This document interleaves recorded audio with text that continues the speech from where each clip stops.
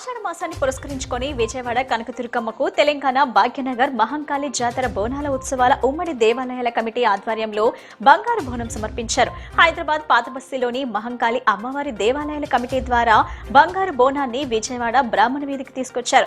జమ్మిదొడ్డిలోని చెట్టు వద్ద కొలువైన అమ్మవారు సహా ఇతర దేవతలకు దుర్గగుడి అర్చకులు జోగిని శ్యామలాదేవి ప్రత్యేక పూజలు చేశారు. దుర్గగుడి ఈవో సీనానాయక్ కూడా పూజల్లో పాల్గొన్నారు. అనంతరం జోగిని శ్యామలాదేవి బంగారు బోనాన్ని తలకెత్తుకున్నారు. బంగారు వెండి బోనాలతో పాటు మరో 5 బోనాలతో బ్రాహ్మణ వీధి నుంచి ఇంద్రకీలాద్రి వరకు పోతురాజుల విన్యాసాలు, మేళతాళాలు, కోలాటాలు, నృత్యాల నడుమ ఊరేగింపుగా సాగింది.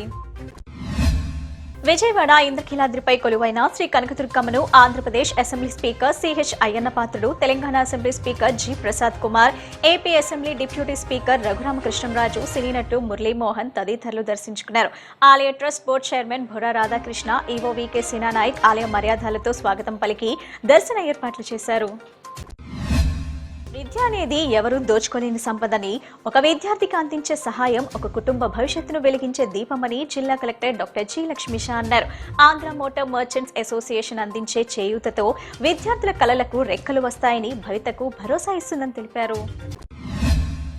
సూపర్ ఎల్నినో సవాల్ను ఎదుర్కొనేందుకు రైతులు సిద్ధం కావాలని బీజేపీ రాష్ట్ర అధ్యక్షుడు పీవీఎన్ మాధవ్ పిలుపునిచ్చారు. వర్షపాతం అస్థిరంగా ఉండే పరిస్థితుల్లో రైతులు ముందస్తు ప్రణాళికతో వ్యవహరించాలని సూచించారు.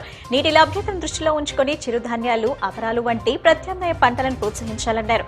దేశీయ వ్యవసాయ సంప్రదాయాల గొప్పతనాన్ని గుర్తు చేస్తూ ప్రకృతి వ్యవసాయం, గో ఆధారిత వ్యవసాయం భవిష్యత్ వ్యవసాయానికి మార్గదర్శకాలని చెప్పారు. మానవ జీవితంలో మానసిక ప్రశాంతత, నైతిక విలువలు, ఆత్మ వికాసానికి యోగాతో పాటు గురువుల మార్గదర్శకత్వం ఎంతో అవసరమని శ్రీ వెంకటేశ్వర యోగా సేవా కేంద్రం వ్యవస్థాపకులు డాక్టర్ వెంకటేశ్వర గురూజీ తెలిపారు. గురువులను గౌరవించి వారి బోధనలను ఆచరిస్తే సమాజంలో శాంతి, సౌభ్రాతృత్వం, ఆనందం నెలకొంటాయని అన్నారు. ఆషాఢ మాసం చివరి ఆదివారం కావటం, తెలంగాణ బోనాల సందర్భంగా హైదరాబాద్ తో పాటు వివిధ ప్రాంతాల నుంచి భక్తులు పెద్ద సంఖ్యలో ఇంద్రకీలాద్రికి తరలిరావడంతో కనకదుర్గమ్మ ఆలయం భక్తులతో కిటకిటలాడింది. ఒకవైపు ఆషాఢసారి సమర్పణ బృందాలు, మరోవైపు సాధారణ భక్తులతో కొండపై భారీ రద్దీ నెలకొంది. భక్తుల సౌకర్యార్థం ప్రోటోకాల్ దర్శనాలను తాత్కాలికంగా రద్దు చేసి సారి సమర్పణ బృందాలకు ప్రత్యేక క్యూ లైన్ ను ఏర్పాటు చేశారు. భారత కమ్యూనిస్టు పార్టీ రాష్ట్ర కార్యదర్శి కె రామకృష్ణ కేంద్ర ప్రభుత్వంపై తీవ్ర విమర్శలు చేశారు. ప్రజా వ్యతిరేక విధానాలకు నిరసనగా ఈ నెల 27వ తేదీన రాష్ట్ర వ్యాప్తంగా ఆందోళన కార్యక్రమాలు నిర్వహిస్తున్నట్లు ప్రకటించారు.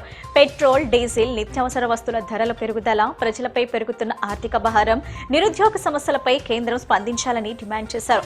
రాష్ట్రంలోని అన్ని జిల్లా కేంద్రాల్లో పార్టీ శ్రేణులు పెద్ద ఎత్తున పాల్గొని ఈ నిరసనలను విజయవంతం చేయాలని పార్టీ కార్యకర్తలకు ఆయన పిలుపునిచ్చారు.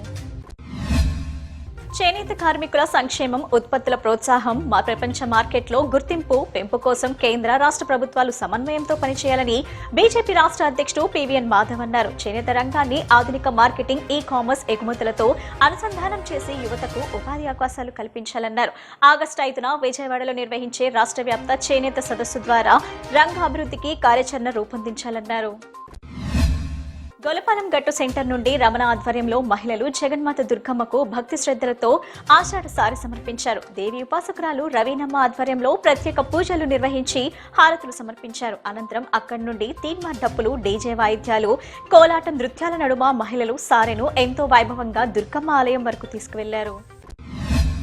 అమ్మలగన్న అమ్మగా భక్తుల పూజలు అందుకుంటున్న శ్రీ వాసవి కనికా పరమేశ్వరి అమ్మవారికి తమ సంఘం ఆధ్వర్యంలో తొలిసారిగా ఆషాఢ సారి సమర్పించడం ఎంతో ఆనందంగా, అదృష్టంగా భావిస్తున్నామని 44వ డివిజన్ ఆర్యవైశ్య సేవా సంఘం నాయకుడు కోట గురునాథంరావు తెలిపారు. అమ్మవారి కృపా కటాక్షాలు తమ సంఘ సభ్యులతో పాటు రాష్ట్ర ప్రజలందరిపై ఉండాలని ఆకాంక్షించారు.